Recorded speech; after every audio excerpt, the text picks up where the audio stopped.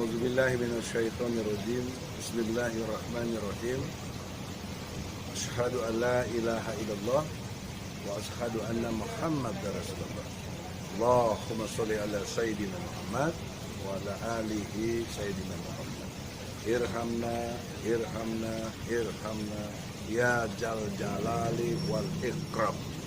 Assalamualaikum warahmatullahi wabarakatuh. Saya Egy Sujana. Saya berharap tetap menjaga marwah kecerdasannya, beraninya, dan militan. Berani itu konsekuensi dari orang cerdas. Kalau nggak cerdas nggak berani. Itu pernah dibuktikan, ada penelitian itu. Jadi urutan supaya bisa berani harus diawali dengan kecerdasan. Karena cerdas itu muatannya banyak informasi, banyak alternatif pemikiran, sehingga memunculkan keberanian gitu deh. Nah, dari keberanian yang sudah tertata dengan baik, itulah militansi. Itulah jargon dari ESM Channel, cerdas, berani, militan. Jadi ini bukan sekedar tata kelola yang hilang begitu saja, tetapi ada manajemen kalimat yang dipertahankan menjadi satu pengertian yang dahsyat. Karena dari 3 faktor inilah baru lahirnya yang disebut kekuatan. Jadi kekuatan untuk tegaknya agama Allah. Karena saya bikin ESM Channel ini untuk apa sih? Banyak orang juga dibikin ya. Tapi orientasi saya adalah ini wadah dakwah untuk tegaknya agama Allah di Indonesia setidak-tidaknya. Minimal di rumah saya sendiri. Ku anfusakum wa ahlikum nar. Dalam kesempatan yang pertama ini, saya ingin ingatkan saja bahwa ini baru sidang di PN Jakarta Pusat kepada DPR RI, ya, belum juga memenuhi tanda tangan surat kuasanya dari para wakil ketua. Kita maklumi nanti tanggal 10 mediasi mudah-mudahan sudah dipenuhi tanda tangan dari para wakil ketua. Persoalan seriusnya apa? Kecerdasan apa yang kita ingin bangun dari sini? Yaitu fakta-fakta yang ada bahwa hingga detik ini setidak-tidaknya sejak Jokowi presiden tidak pernah berani DPR memanggil presiden untuk minta pertanggungjawabannya dalam hal-hal tertentu yang dianggap harusnya bisa dipertanggungjawabkan. Apa misalnya ngomong 11.000 triliun ada di kantong, tinggal ambil aja. Mana? Bandingkan dengan anaknya si Akidi itu, temannya si Mukidi. Itu bayangkan, nyumbang dianggap hoak, bohong, dipanggil sama polisi, diduga bisa jadi tersangka. Tapi polisi bilang bukan ditangkap tapi diundang. Oke lah diundang. Nah pertanyaan seriusnya, kenapa Jokowi tidak diundang oleh DPR, oleh kepolisian itu sendiri? Lu ngomong apa dulu 11.000 triliun? Mana 11.000 triliun? Kok malah ngutang-ngutang terus? Dulu lo ngutang tidak mau ngutang-ngutang, sekarang ngutang-ngutang terus sampai udah melampaui hampir 10.000 triliun. Coba bayangkan. Yang bayar siapa? Kan rakyat lewat pajak, lewat segala pungutan-pungutan yang ada, sampai dana haji pun ditimpe, dana bansos ditimpe. Kan dasar. Untuk COVID aja udah sampai 1.000 triliun lebih 1.000 triliun. Ya, itu tidak ada penanganan yang signifikan dan justru PKPM ditambah lagi, PPKM ditambah lagi. Baru terakhir kemarin tanggal 2 ditambah lagi sampai tanggal 9. Jadi kalau nanti persoalannya nggak serius ini artinya tidak mampu manajemennya itu memprediksi yang benar. Udah ber5 kali berubah ini. Ya, sebelumnya kan PSBB. Jadi oleh karena itu tidak kredibel di sini, tidak punya kompetensi. Ya, sebagai presiden kan harusnya DPR berfungsi manggil dong. Jangan main-main dong sama rakyat.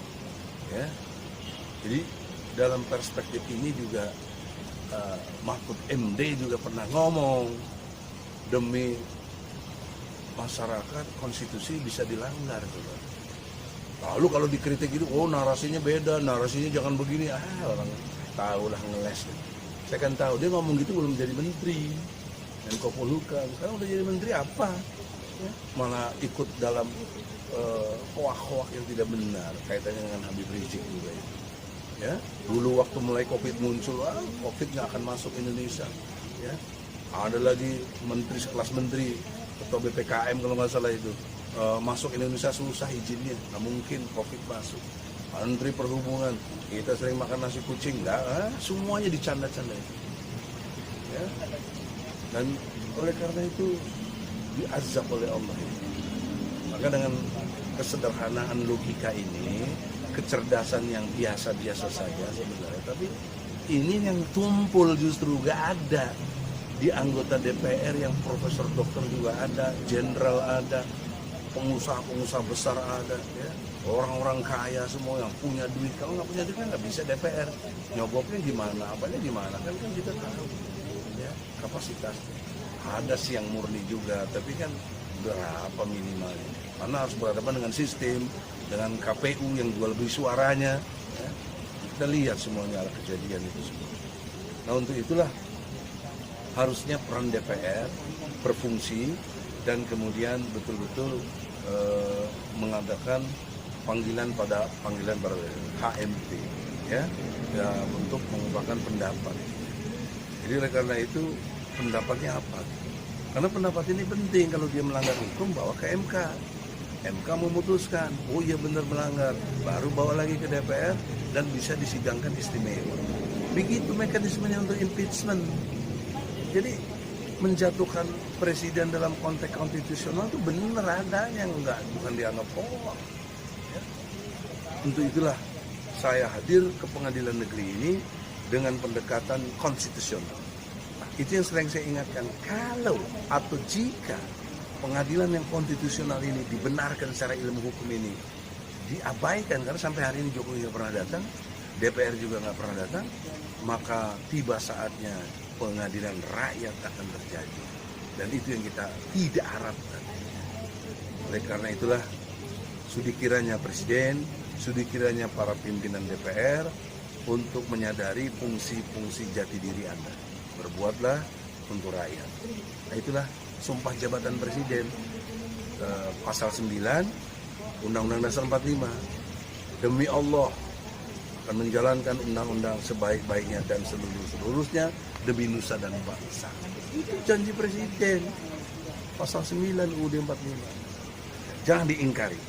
Kalau diingkari, Anda munafik. Kalian semua munafik. Diazab oleh Allah. Dan itu isi kerak neraka jahanam.